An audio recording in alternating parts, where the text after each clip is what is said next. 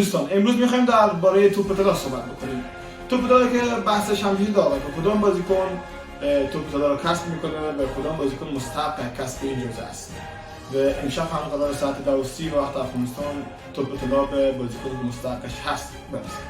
4 گزینه روی میز داره فرانسه فوتبال و 4 نامزد کسب توپ طلا معرفی شدن، از جمله کیلیان امباپه، محمد صلاح، لامین یامال و عثمان دمبله که شاید به احتمال زیاد یکی از گزینه‌های اولی در کسب توپ طلا همین عثمان دمبله باشه، چرا که به عملکرد تیمی و کارکردهای فردی واقعا عالی بود. عثمان دمبله فصل گذشته همراه با باشگاه پاریس سن ژرمن قهرمان لیگ قهرمانان اروپا شد، تونست تیم خود تا جام باشگاه جهان همراهی بکنه تا فینال و همچنان جام اصلی هر جام ممکن در داخل فرانسه را کسب کرده. نگاهی اگر به عملکرد فردی این 4 بازیکن بیاندازیم که کیلیان امباپه فصل گذشته در لیگ اسپانیا تونست 31 گل به ثمر برسونه و 3 پاس گل بده. در لیگ قهرمانان اروپا هم 7 گل به ثمر رساند و تونست در جام باشگاه جهان هم 1 گل به ثمر برسونه.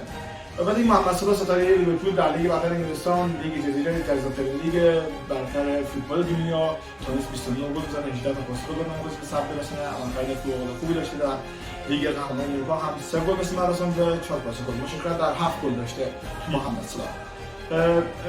لامین یامال ستاره‌ای که خیلی ها او رقیب جدی برای عثمان دمبله برای کسب توپ طلا می‌دونن، تونست در رقابت یورو فصل گذشته قهرمان بشه، در لیگ اسپانیا هم با بارسلونا قهرمان شد، در لیگ اسپانیا فصل گذشته موفق شد 9 گل به ثمر برسونه و 13 تا پاس گل روی 22 گل کسب مساوی در لیگ اسپانیا داشت. در لیگ قهرمانان هم 5 گل به ثمر رساند و 3 تا پاس گل به نتیجه ثبت کرد. اما عثمان دمبله پدیده‌ای که البته ستاره‌ای که گزینه مطلوب برای کسب توپ طلا هست، در لیگ فرانسه تونست فصل گذشته قهرمان بشه 21 در کارهای تیمی در گل و پاس گل مشارکت زیاد داشته. در فصل گذشته قهرمانی تیم خود نقش کلیدی داشته در لیگ قهرمانان، لیگ فرانسه و سایر جام‌ها. گزینه اول و دومی که حالا میتونن توپ طلا رو کسب کنن عثمان دمبله و لامین یامال هستن. محمد صلاح که تیمی نتونست در لیگ قهرمانان خود درخشش داشته باشه، در لیگ برتر انگلستان قهرمان شد. اگر نگاهی بندازیم که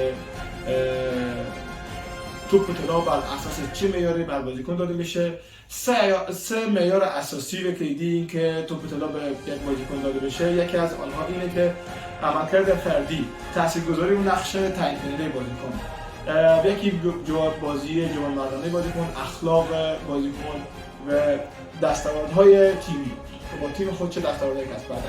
از این 4 بازیکن، از میان این 4 بازیکن از همه عثمان دمبله اگر باز هم مقایسه بکنیم، عثمان دمبله گزینه مطلوب‌تر نسبت به سایر بازیکن در کسب توپ طلا است، چرا که همه جام‌های ممکنه به دست آورده. در رقابت یورو هم خوب بود عثمان دمبله ولی نتونست تیم قهرمان بشه، ولی لامین یامال آن سمت در یورو قهرمان شد. در کل موضوع توپ طلا همیشه بحث برانگیزه و همین چیز باعث میشه که فوتبال جذاب بشه و مراسم توپ طلا توپ طلا هدیه با ارزش و ارزشمندی، جایزه ارزشمندی باشه. حالا نوبت شماست. به نظر شما کی باید توپ طلا جالب سر را کسب کنه؟ نظرات خود را برای ما در کامنت بگذارید.